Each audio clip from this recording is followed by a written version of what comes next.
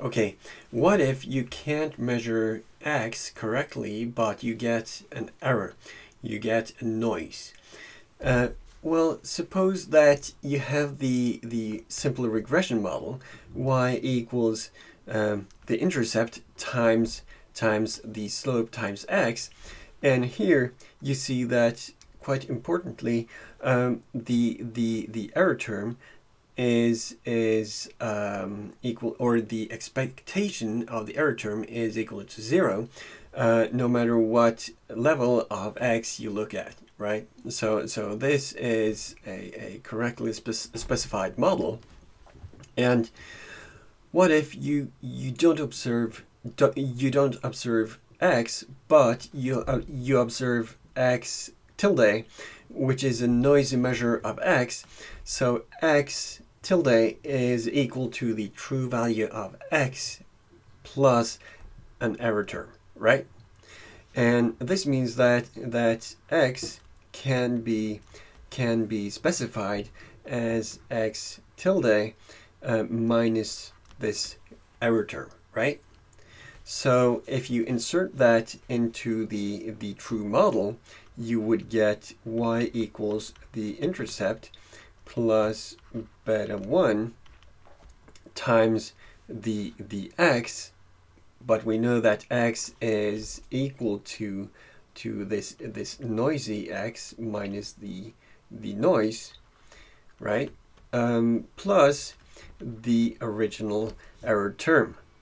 Okay, so and this can be transformed into the intercept times x tilde, the observed x that you see, minus the intercept times w, the error term of the noisy x, plus the original noise term u. Okay, so you see that this is just a new noise term, which we call v.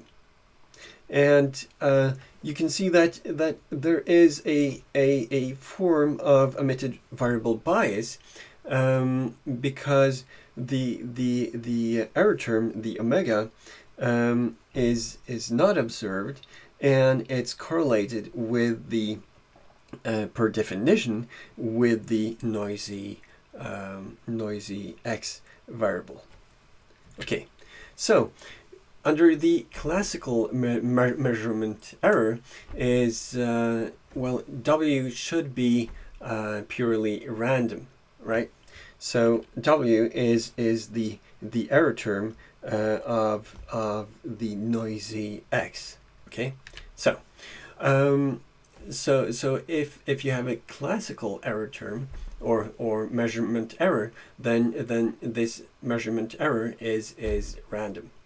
So the expectation of this error term is 0. The variance is just the variance of the error term. There's no covariance between the error term and the true x, okay? But there is covariance between this noisy x error term and the noisy x itself, right? The x tilde.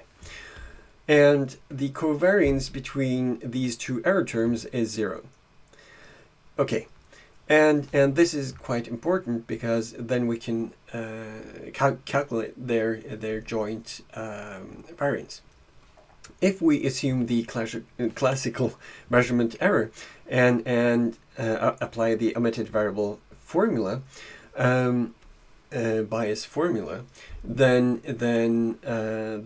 this minus x1 times wi can be thought of as the omitted variable. Then we can show, not in this course, but it can be showed that the probability limit of this estimate equals the true value times this bias, right? And you see that this bias is actually less than 0, no, less than 1, I mean, because this variance of x is positive. The variance of x down here is positive, plus a variance of the x tilde error term, right? So what does that mean? It means that when this fraction is less than 1, it means that the measurement error in the x is causing a bias towards 0 of our estimate.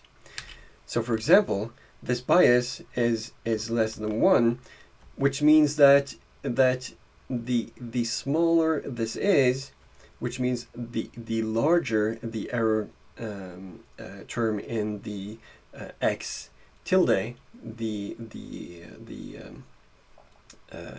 error biased, or the larger the measurement error in x is, the smaller this term is, and the smaller our estimate of the true slope is. Okay, so our estimate is actually drawn towards 0 because of a measurement error in the x. And this bias is also known as the attenuation bias. I mean, and when the noisy, or the measurement error is large compared to the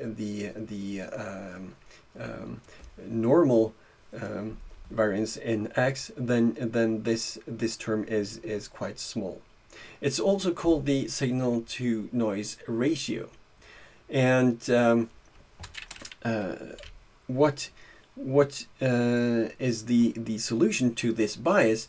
One solution is to get a more precise measure of x, but it's not always easy to know if you have measurement error or not. Sometimes you just get the x value and you don't know whether or not there is a measurement error and how large this measurement error is. And a second probable solution is to just develop a mathematical model of the measurement error and just adjust the estimate. For example, in the previous slide, we have this if this term is equal to half. Well, if it's equal to half, then the sigma x squared equals the sigma w squared. Then you would actually get half the true value of beta 1. But if you can estimate the signal to noise ratio and get half, then you can just use the reciprocal to multiply the beta hat and the estimate that you have, and kind of adjust upwards the estimate until you get the correct, or probably correct value. So in this case, you would times or multiply the beta hat with 2, and then you would get an estimate of the true value. And finally, you can apply some instrumental variables, and this technique we are going to look into in 2 weeks.